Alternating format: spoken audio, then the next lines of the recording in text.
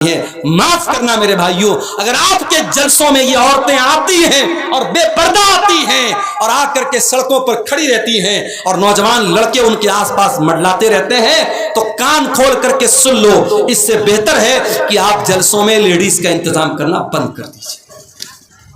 میں باہر کہیں سفر میں جاتا ہوں، کسی آدمی کے گھر میں ٹھہرا، ان کی چھوٹی بچی ہے 5 سال کی، میں نے جا کے سلام کیا، لڑکے نے تو ہاتھ بڑھایا، لڑکی نے ہاتھ نہیں بڑھایا۔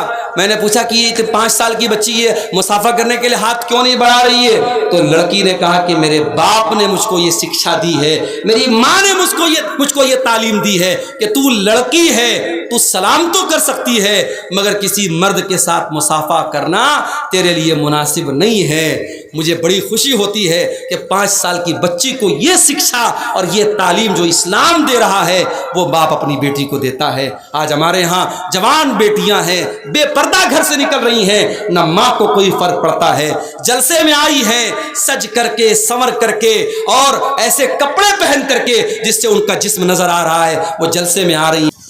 یا تو آپ لیڈیز کا انتظام کرنا بند کر دیجئے یا جلسوں کو کرنا بند کر دیجئے۔ اسلام اس بات کی پرمیشن نہیں دیتا ہے۔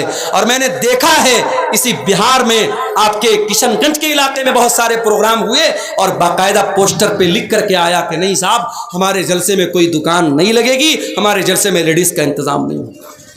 جلسہ ہو رہا ہے، قرآن پڑھا جا رہا ہے، حدیث پڑھی جا رہی ہے، پنڈال میں قرآن پڑھا جا رہا ہے، حدیث پڑھی جا رہی ہے، اور سڑک پر جو ہے بے حیائی ہو رہی ہے اور دکانوں پر بے حیائی ہو رہی ہے۔ اسلام اس بات کی اجازت نہیں دیتا ہے۔ بے غیرتی کو ختم کرو میرے ساتھیوں۔ اگر آج ہمارے گھروں کی لڑکیاں بے پردہ ہیں تو مجھے کہنے کی اجازت دیجیے کہ عورتوں کی بے پردگی کے پیچھے بہت بڑا ریزن اور بہت بڑا سبب ان کے گھر کے مردوں کی بے غیرتی بھی ہے۔ اکبر الہ آبادی کا شعر ہے نا، بے پردہ نظر آئی کل جو چند بیبیاں، اکبر زمین میں غیرت قومی سے گڑ گیا، پوچھا جو ان سے آپ کا پردہ وہ کیا ہوا، کہنے لگی کہ عقل پہ مردوں کے پڑ گیا۔ آج عورتوں کا پردہ مردوں کی عقل پر پڑ گیا ہے میرے پیارے ساتھی۔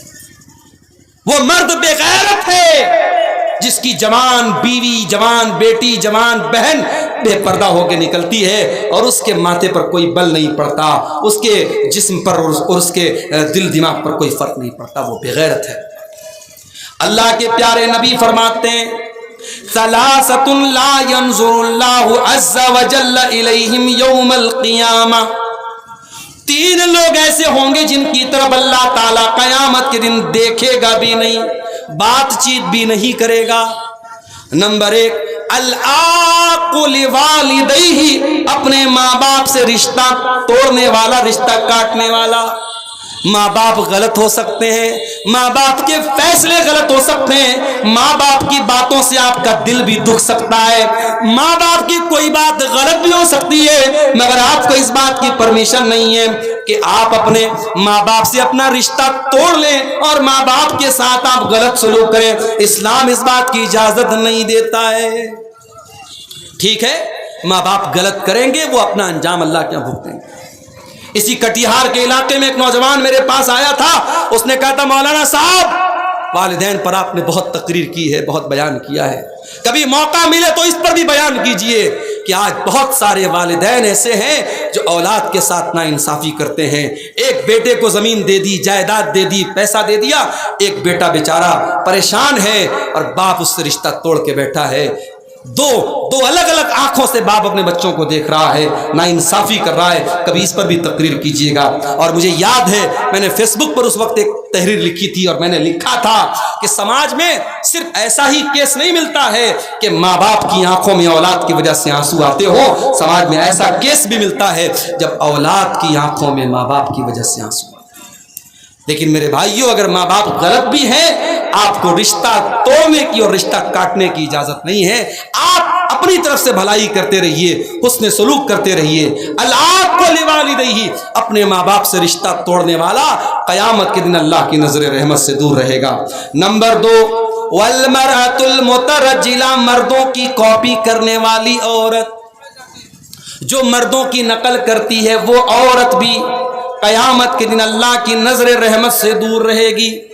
نمبر 3 والدیوس، اور وہ بے غیرت مرد الذی یقر فی آلہ الخبث، جس کے گھر میں بے حیائی ہو رہی ہے، جس کے گھر میں گندا کام ہو رہا ہے اور اس کو کوئی فرق نہیں پڑ رہا ہے، وہ اپنے گھر میں بے حیائی کو ہونے دے رہا ہے، بے غیرتی کو ہونے دے رہا ہے، اس دیوس انسان کو بھی اللہ تعالیٰ قیامت کے دن نہیں دیکھے گا۔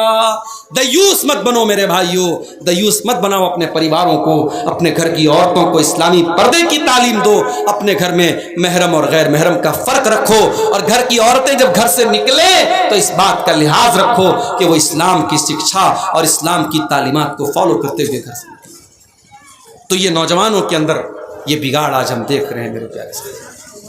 اور ایک آخری چیز ہم نوجوانوں کے اندر یہ چیز بھی بڑی تیزی سے دیکھ رہے ہیں، اور وہ چیز کیا ہے؟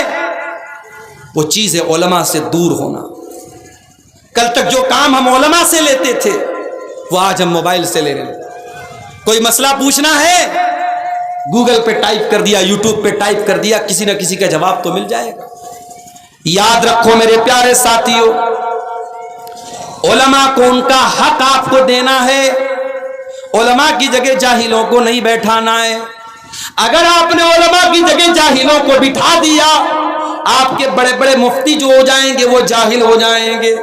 علماء کے جانے کے بعد اور علماء کے ختم ہو جانے کے بعد آپ کے گاؤں کے جو سرپنچ بنیں گے وہ جاہل ہوں گے، آپ کے فیصلے جو کریں گے وہ جاہل ہوں گے، آپ کی مسجد پر خطبہ دینے والے جاہل ہوں گے، آپ کے مدرسوں میں شیخ الحدیث بن جانے والے جاہل ہو جائیں گے، اگر آپ نے علماء کو ان کا حق نہیں دیا۔ اسی لیے اللہ کے نبی فرماتے ہیں، بخاری کی روایت ہے، 100 نمبر کی حدیث ہے بخاری کی، ایک ایسا زمانہ بھی تم پر آنے والا ہے جب دنیا سے اللہ تعالیٰ علم کو اٹھا لے گا، مگر علم کو اچانک نہیں اٹھائے گا، بلکہ اللہ تعالیٰ علماء کو اٹھائے گا۔ اور جب دنیا سے علماء ختم ہو جائیں گے، اتخذ الناس رؤوسا جہالا، لوگ جاہلوں کو اپنا سردار بنا لیں گے، لوگ جاہلوں کو مفتی بنا لیں گے، جاہلوں سے فتویٰ پوچھیں گے۔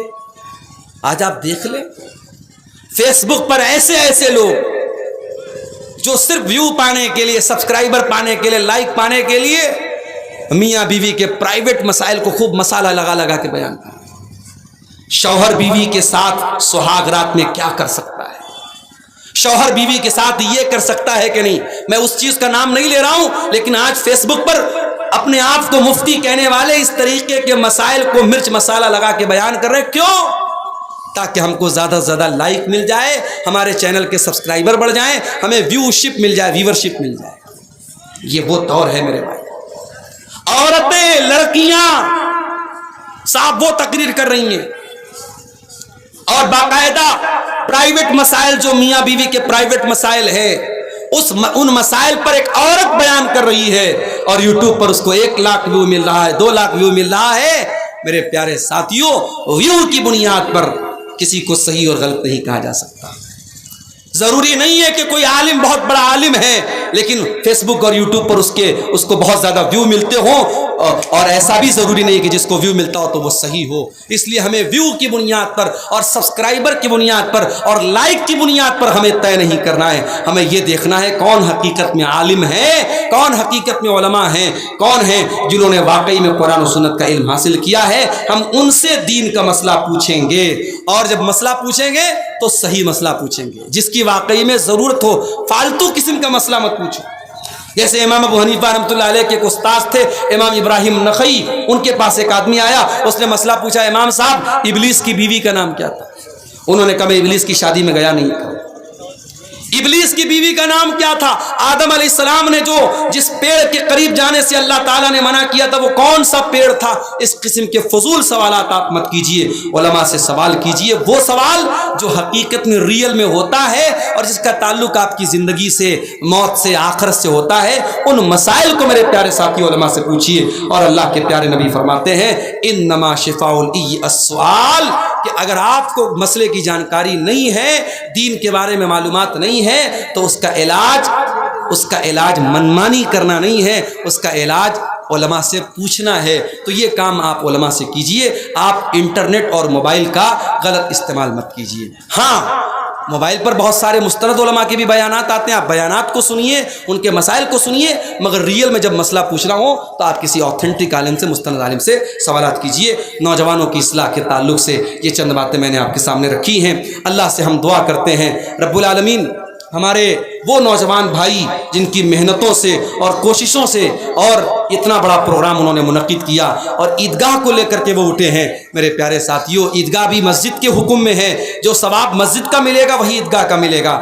جاتے جاتے آپ حضرات سے گزارش ہے اس عیدگاہ کے لیے ضرور آپ اپنا بیش قیمتی تعاون دیتے جائیں۔ ہماری مائیں بہنیں بھی جو موجود ہے جاتے وقت اپنا ضرور تعاون پیش کر کے جائیں۔ مجھے معلوم ہے دیہات کی یہ پبلک جو ہوتی ہے اللہ کی راہ میں خرچ کرنے کا جذبہ شہر سے زیادہ ہوتا ہے۔